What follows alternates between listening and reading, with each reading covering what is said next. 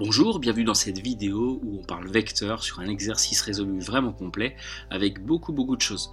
Donc une vidéo en deux temps, on commence par le point de départ, on part d'un repère a priori orthonormé OIJ et on considère 4 points plutôt ABCD. On a 2 points placés AB dont on vous demande les coordonnées, première question. Alors n'hésitez pas à mettre sur pause et à déjà vous pencher sur les 5 premières questions. On en reparle dans 2 minutes, je peux en revanche déjà vous présenter ce dont on va avoir besoin. Lecture de coordonnées de points déjà, ensuite on place 2 points, on s'intéresse aux coordonnées d'un vecteur, donc on passe par le calcul évidemment, je vous remets la formule ici, le vecteur AB, ses coordonnées c'est xb moins xa, yb moins yk. Ensuite, on s'intéresse au vecteur BC, à la nature de quadrilatère ABCD, très classique, rectangle. Donc je vais quand même vous donner la formule de longueur au cas où, pour avoir la longueur AB. Vous passez à la racine carrée, ou en revanche vous mettez un carré ici. Et donc la formule c'est xb moins xa, le tout au carré, plus yb moins yk, le tout au carré. Sans le carré, vous mettez une grande racine là-dessus. Donc là, il y a bien un égal, contrairement à la formule du dessus qui concerne les coordonnées d'un vecteur. Et puis dernière formule à connaître, le milieu M d'un segment AB, ses coordonnées c'est xa plus xb sur 2, donc moyenne des abscisses et puis moyenne des ordonnées. Avec ces 3 formules, vous devriez pouvoir vous débrouiller sur les 5 premières questions. N'hésitez pas à mettre sur pause et on en reparle dans quelques minutes. Donc, première question, les coordonnées du point A. Évidemment, 2 et 6. Je mets ça ici, A, 2, 6. Les coordonnées du point B, moins 2 et 4. Donc le point B, moins 2, 4. Donc la première question, c'est fait. Question 2, on vous demande de placer le point C de coordonnées 1, moins 2. Donc 1 en abscisse, moins 2 en ordonnée. Le point C est ici. Et le point D, 5, 0, 1, 2, 3, 4, 5, 0. Le point D est ici. Question 2, c'est fait. Question 3, montrer que les coordonnées du vecteur AB sont 3 moins 6. On applique donc la formule. Donc le vecteur AD, ses coordonnées, xd moins xa, yd moins yk, ce qui donne comme application numérique 5 moins 2 en abscisse, 0 moins 6 en ordonnée. Donc votre vecteur AD a pour coordonnées 3 moins 6. On procède de la même manière pour calculer les coordonnées du vecteur BC, que je fais ici.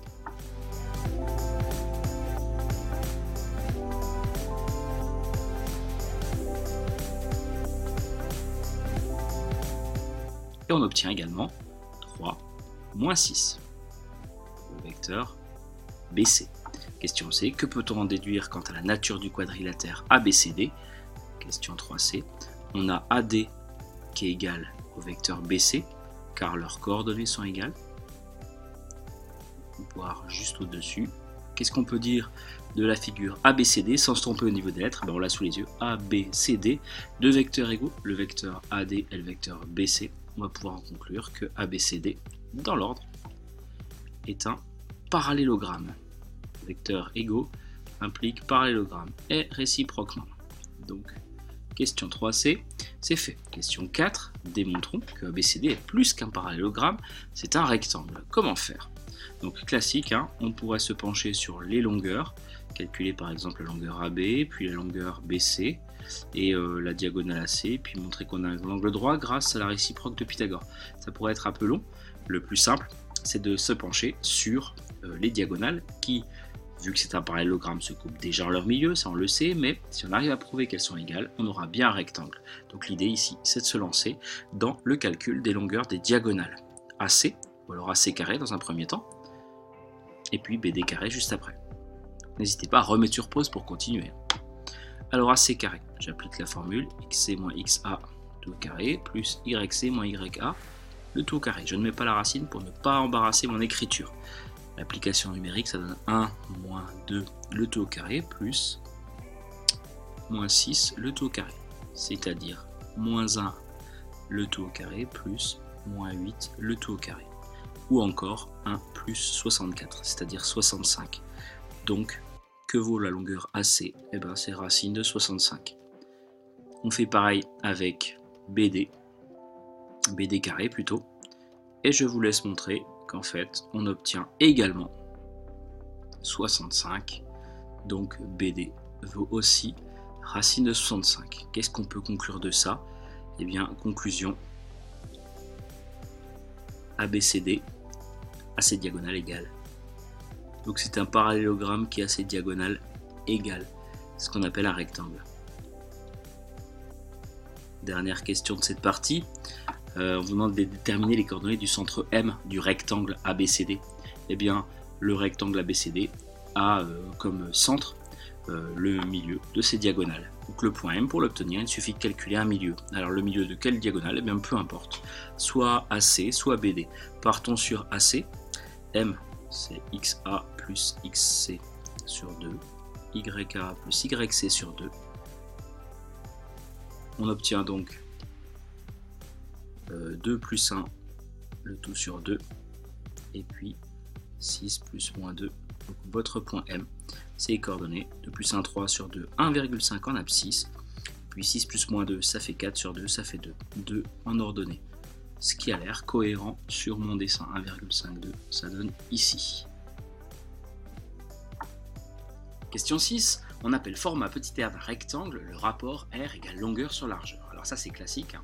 Le format d'une feuille, le format d'une porte, le format d'un rectangle, c'est sa longueur sur sa largeur, un nombre positif qui permet d'avoir un critère sur sa forme. Est-ce que c'est un rectangle allongé ou un rectangle qui ressemble vaguement à un carré? Ça donne ce type d'information. Sachant que quand ça doit ressembler à un carré, vu que la longueur et la largeur sont égales, eh bien on trouve un rapport de 1. Donc, le format de ce rectangle, a priori, on part sur une longueur égale à AD par exemple, et une largeur égale à AB. Pourquoi pas? Donc on est penché sur ces deux longueurs qu'on n'a pas encore déterminées. Donc commençons par AD carré. Je vous réécris la formule, mais n'hésitez pas à mettre sur pause pour déterminer cette longueur.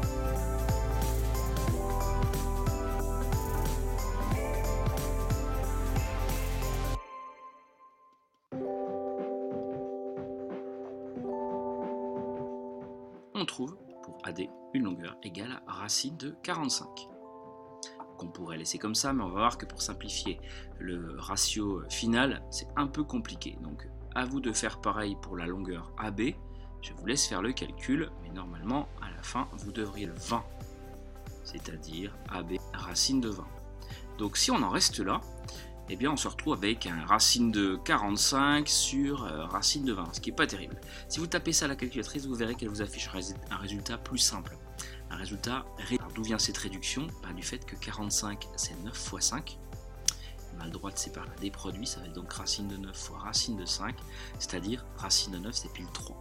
3 racines de 5. C'est la version entre guillemets irréductible de racine de 45.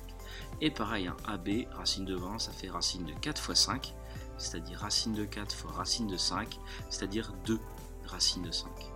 Ceci est parfait, puisqu'en fait, quand on repasse sur petit r, on se retrouve avec 3 racines de 5 sur 2 racines de 5. On a un racine de 5 en haut et en bas qu'on peut supprimer. Donc le rapport ici est de 3,5 ou 1,5. Question 7A, 7B, ce sont des questions de construction. On vous demande dans la 7A de construire le point E, que je vais mettre donc en le point E, qui vérifie 1 sur R, c'est-à-dire 1 sur 3,5 du vecteur AD. Et quoi? 1 sur 3,5, divisé par une fraction, c'est multiplié par son 2 tiers de AD.